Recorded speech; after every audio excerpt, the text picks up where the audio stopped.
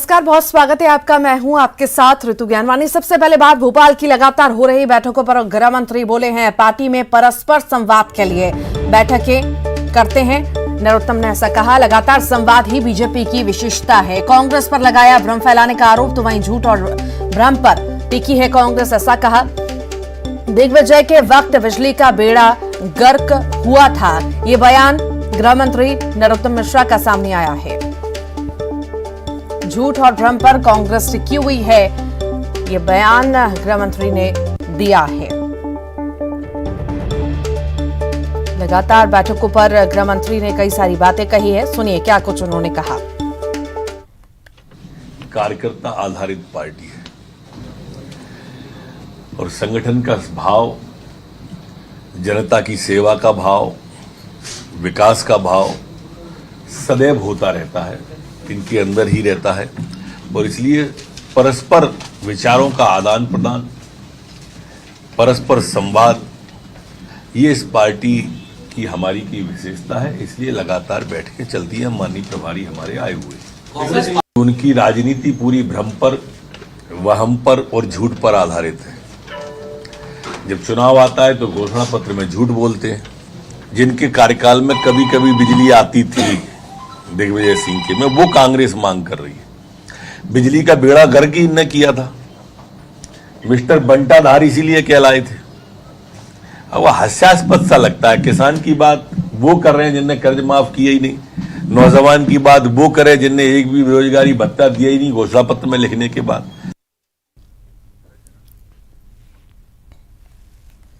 और इसी पर अधिक जानकारी के लिए रंजना दुबे हमारे साथ जुड़ गई हैं फोन लाइन पर। रंजना, बैठकों का दौर तो जारी है, इस पर कई सारे बड़े बयान गृह मंत्री नरोत्तम मिश्रा ने दिए हैं।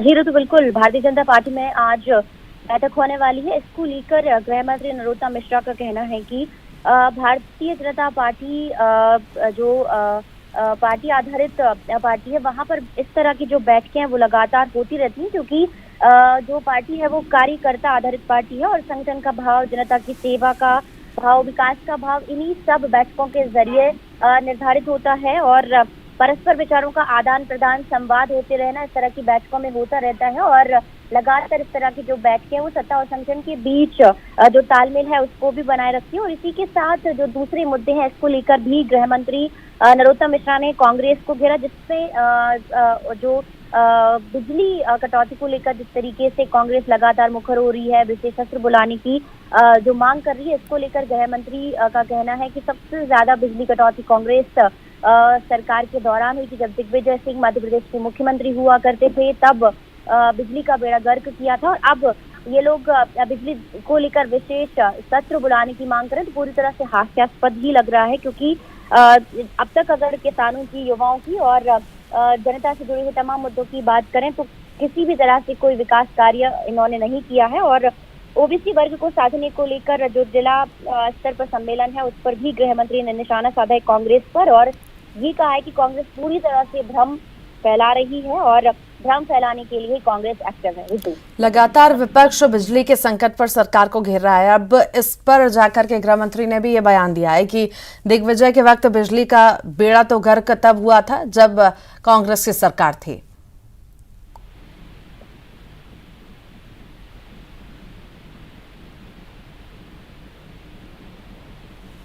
रंजना, सुन पा रही हैं आप? चलिए, बहुत शुक्रिया जानकारी को साझा करने के लिए।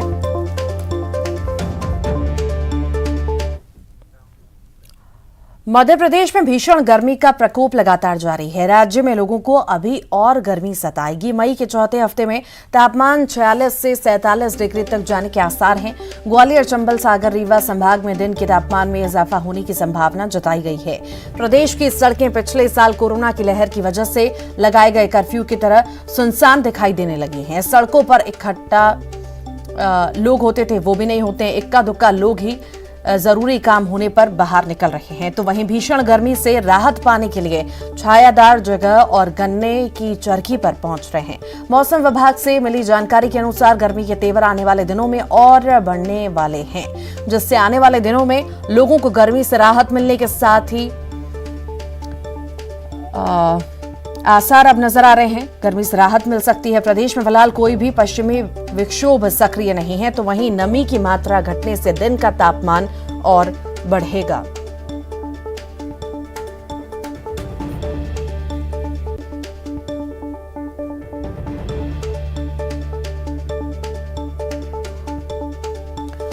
तो गर्मी का तापमान और बढ़ने की अब संभावना है। लगातार गर्मी बढ़ रही है और लोग पहले बाहर निकला करते थे, पर अब बहुत कम लोग बाहर दिखाई दे रहे हैं। सड़कों पर सन्नाटा पसरा हुआ है। प्रदेश भर में अब लोगों को और ज्यादा गर्मी सताने वाली है। एमपी को चौथा हफ्ता मई का झुलसा सकता है।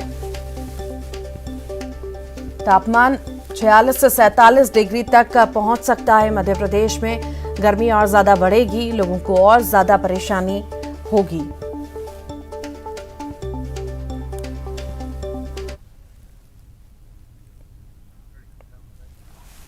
रायपुर से बड़ी खबर है। आसानी तूफान से प्रदेश में अधड़ चलने की संभावना जताई गई है, तो वहीं बादल छाने और बारिश होने की भी संभावना है। आज और कल दिखेगा तूफान का असर। तापमान में गिरावट के भी आसार जताए गए हैं।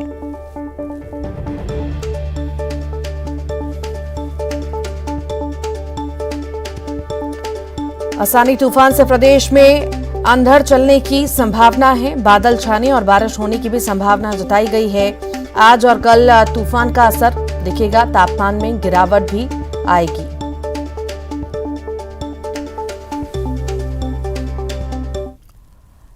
बेमेतरा से बड़ी खबर है। नेशनल हॉकी के लिए बेमेतरा से डॉली निषाद का चयन हुआ है। सब जूनियर बालिका राष्ट्रीय चैंपियनशिप के लिए चयन हुआ है। जिले की पहली महिला खिलाड़ी डॉली निषाद बनी है। 11 से 22 मई तक इम्फाल में आयोजित होगा ये टूर्नामेंट।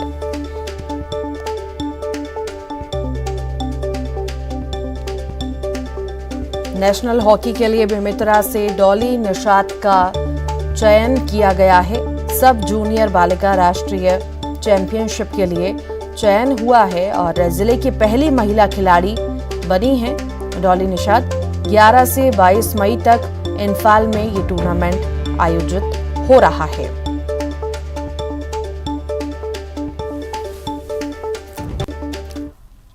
मंडला जिले के रामनगर में आयोजित आदि उत्सव के समापन पर पहुंची केंद्रीय जनजातीय राज्य मंत्री रेणुका सिंह ने बढ़ती हुई महंगाई को लेकर बयान दिया। उन्होंने कहा कि महंगाई नहीं बढ़ी है और अगर बढ़ी भी है तो उस हिसाब से उत्पादन भी बढ़ा है, बल्कि इतनी सारी योजनाएं लॉन्च हुई हैं। जनहित में हमने बहुत सारा काम किया है, जिससे देश की जनता के जेब में पहले से भी ज्यादा कहीं ना कहीं से पैसे आए हैं।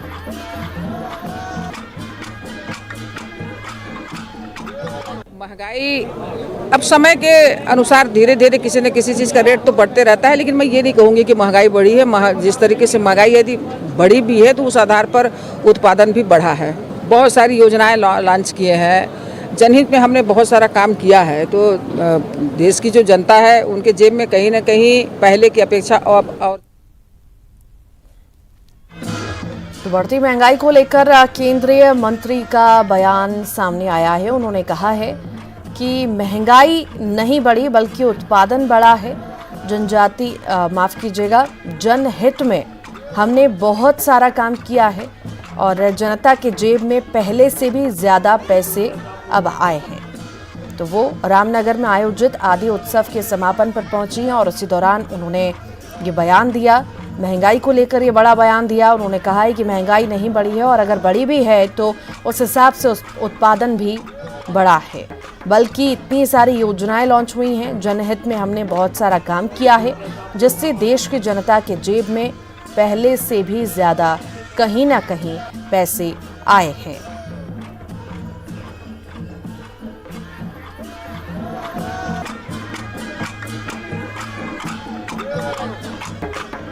बढ़ती महंगाई को लेकर केंद्रीय मंत्री का ये बयान सामने आया है। मंडला जिले के रामनगर में आदि उत्सव का आयोजन हुआ और उसके समापन पर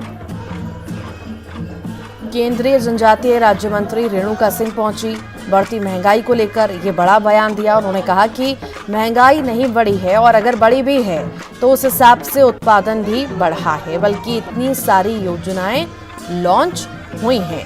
जनहित में हमने बहुत सारा काम किया, देश की जनता के जेब में पहले से भी ज्यादा पैसे हैं।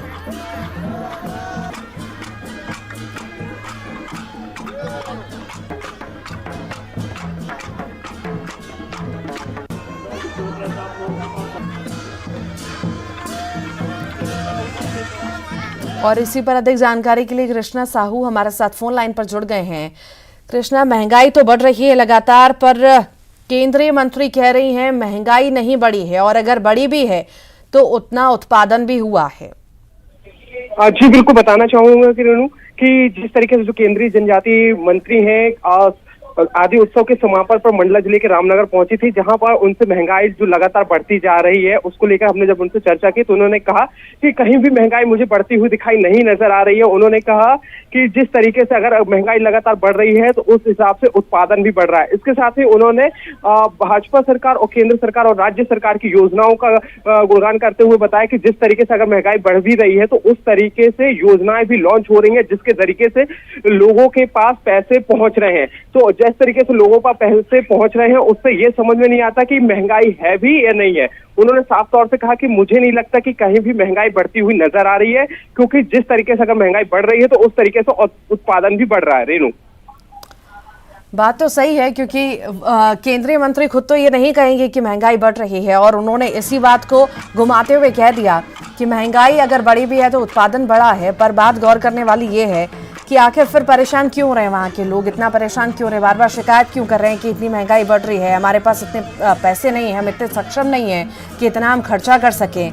अपोजिट है ये बात तो बिल्कुल। फिर तो जी बिल्कुल रेणु, बताना चाहूंगा जब हमने लोगों से आम लोगों से चर्चा की कि लगातार जिस प्रकार से महंगाई बढ़ रही है, लेकिन वहां पर जो केंद्रीय मंत्री हैं उनका जिस तरीके से बयान आ रहा है कि महंगाई बढ़ती हुई नजर नहीं आ रही है क्योंकि उत्पादन भी बढ़ रहा है, तो उन्होंने लोगों का जवाब भी है कि अगर महंगाई बढ़ रही है तो हमारे जेब में जो हमारी जो सैलरी है, हमारी जो इनकम है वो कहाँ बढ़ रही है। हमारी इनकम और सैलरी तो जैसी की तैसी है। उन्होंने बताया कि पेट्रोल 120 रुपए लीटर चल रहा है, 119 रुपए लीटर है, और जिस तरीके से एलपीजी गैस सिलेंडर के 50 रुपए जो दाम बढ़े हैं अभी, उस तरीके से हमारी सैलरी भी तो बढ़े या हमारी उस तरीके से इनकम भी बढ़े तो महंगाई लगे कि नहीं है महंगाई। लेकिन महंगाई लगातार बढ़ती जा रही है और हमारी जो आमदनी है वो जस की तस बनी हुई है, वो आमदनी उस हिसाब से बढ़ कहाँ रही है।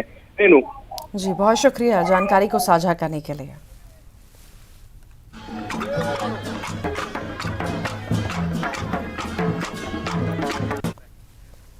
और इधर केंद्रीय जनजातीय विकास राज्य मंत्री रेणुका सिंह ने कहा है कि आने वाले समय में छत्तीसगढ़ में बीजेपी की सरकार बनेगी। चेहरा किसका होगा, किसके नेतृत्व में लड़ेंगे चुनाव, ये तो नहीं पता, पर 15 साल रमन सरकार ने छत्तीसगढ़ का विकास किया था और कांग्रेस राज में अब जनता ठगासा महसूस कर रही है। जो वहाँ पर विकास आने वाले समय में छत्तीसगढ़ में भारतीय जनता पार्टी की सरकार बनेगी। चेहरा कौन होगा ये मुझे नहीं पता, किसके नेतृत्व में चुनाव लड़ा जाएगा ये नहीं मालूम, लेकिन 15 सालों में डॉक्टर रमन सिंह की सरकार ने जो वहाँ पर विकास के काम किए और माननीय मोदी जी के मार्गदर्शन में, उनके नेतृत्व में छत्तीसगढ़ प्रदेश को जो राशि दी जा रही है, जो डेवलप किया जा रहा है, आज कहीं ना कहीं वहाँ की जनता ठगी सी महसूस करती है कि 15 सालों की सरकार के बाद जो कांग्रेस अपना घोषणा पत्र लेकर आया, जैसे कि मध्य प्रदेश में जो घोषणा थी कांग्रेस की, उसी तरीके से घोषणा वहाँ पर भी की गई और जनता उनके बहकावे में आ गई। रमन सिंह को क्यों दरकिनार किया जा रहा है? कुछ ऐसी कोई साजिश है या अब वो सर्वमान्य नेता नहीं रहेगा? नहीं, ऐसी कोई बात नहीं है, ये केवल पेपर की बात है, मीडिया की बात है। अभी माननीय प्रधानमंत्री जी ने, हमारे राष्ट्रीय नेतृत्व ने या तो फिर प्रदेश नेतृत्व ने, किसी ने ऐसा नहीं कहा है कि किसके नेतृत्व में चुनाव होगा।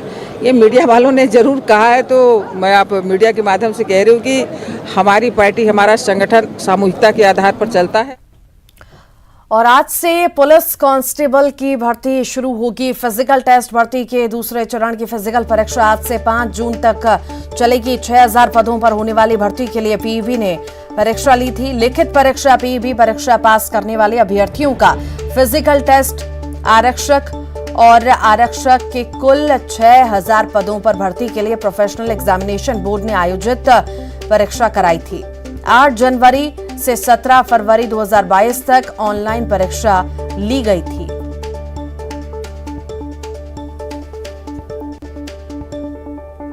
एमपी टीईटी पेपर लीक मामले में अपडेट है। पेपर के स्क्रीनशॉट वायरल होने का ये पूरा मामला है। स्क्रीनशॉट वायरल होने पर मैप आईटी का खुलासा हुआ है। बाहर से सॉल्व हुआ पीईबी का पेपर और एमपी टेट का पेपर मैप आईटी की शुरुआती जांच में खुलासा हुआ है।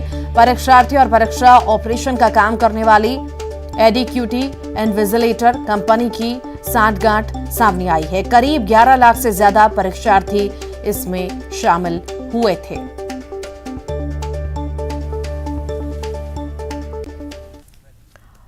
धमतरी में आदिवासी समाज के लोगों ने जंगल और पर्यावरण को बचाने के लिए प्रदर्शन किया। हसदेव में पेड़ों की कटाई के विरोध में आदिवासियों ने अपने हाथों में पोस्टर लेकर प्रदर्शन किया। घड़ी चौक पर कतार में खड़े होकर पेड़ नहीं काटने की अपील की। आदिवासियों ने हसदेव में पेड़ों की हो रही कटाई पर रोक लगाने की मांग सरकार से की है।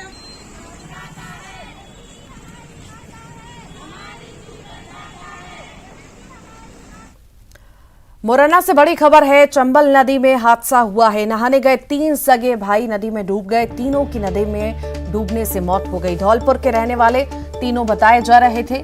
रेस्क्यू कर तीनों के शव निकाल लिए गए हैं बाहर। चंबल राजघाट की घटना आपको बता रहे हैं।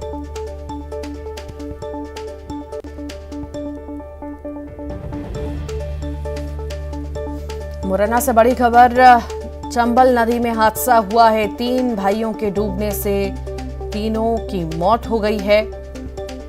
फिलहाल तीनों के शव बाहर निकाल लिए गए हैं।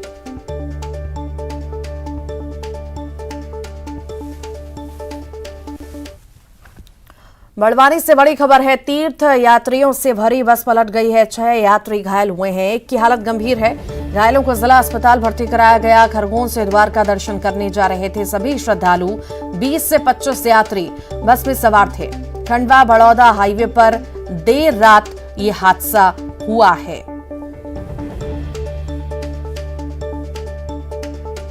तीर्थ यात्रियों से भरी बस पलट गई है और 6 यात्री घायल हुए हैं। एक की हालत गंभीर बनी हुई है। घायलों को जिला अस्पताल में भर्ती करा दिया गया है।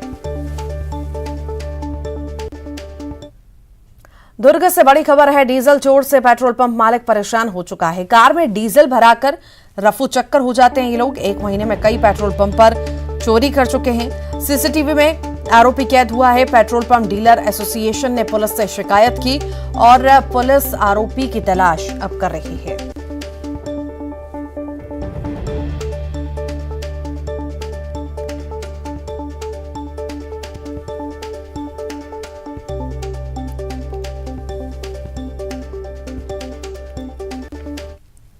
राजधानी रायपुर में चाकूबाजी से परेशान पुलिस के लिए चोरी की बढ़ती घटना ने परेशानी और ज्यादा बढ़ा दी है। राजधानी में महीने भर में चोरी की 24 घटनाएं हो चुकी हैं और बेखौफ होकर राजधानी में चोरी की घटना को अंजाम दे रही है। पुलिस कुछ नहीं कर पा रही। पुलिस मान रही है कि चोर अब हाईटेक हो चुके हैं। स्मार्ट चोर गिरोह शहर में चोरी की घटना को अंजाम दे रहे हैं। चोरी की लगातार हो रही घटना के बाद भी पुलिस की गश्ती राजधानी में नहीं बढ़ी है। डर लगता है क्योंकि आजकल इतना चोर वाहियात धड़ल्ले से चोरी कर रहे हैं। रात में हम सुकून से सामान को रख के आ भी नहीं सकते दुकान में, और दुकान में माल रहता है तो डर लगा रहता है कहीं सुबह चोरी मत हो जाए करके। पिछले कुछ दिनों में जो चोरियां हुई है उसमें लगातार पुलिस की टीम, थाने की और एसीसीयू की टीम भी लगी हुई है। कुछ बड़ी चोरियां डिटेक्ट भी हुई हैं। पंडरी की, देवेंद्र नगर की और टिकरापारा में भी कल कुछ चोर पकड़े गए हैं। तो ऐसे कोंडा गांव में आदिवासी बाहुल गांव केलम के लोगों को आज भी साफ पानी पीने को नहीं मिल रहा। गांव में 25 आदिवासी परिवार के लोग आज भी बरसाती नदी नालों के पानी पर निर्भर हैं। गर्मी से बरसाती नदी नाले भी सूख गए हैं, जिसके बाद गांव के लोग चुलिया से पानी निकाल कर पीते हैं। नारायणपुर विधानसभा क्षेत्र में आने वाले इस गांव की सबसे बड़ी समस्या पानी की समस्या का समाधान, जो आज तक नहीं हो सका है।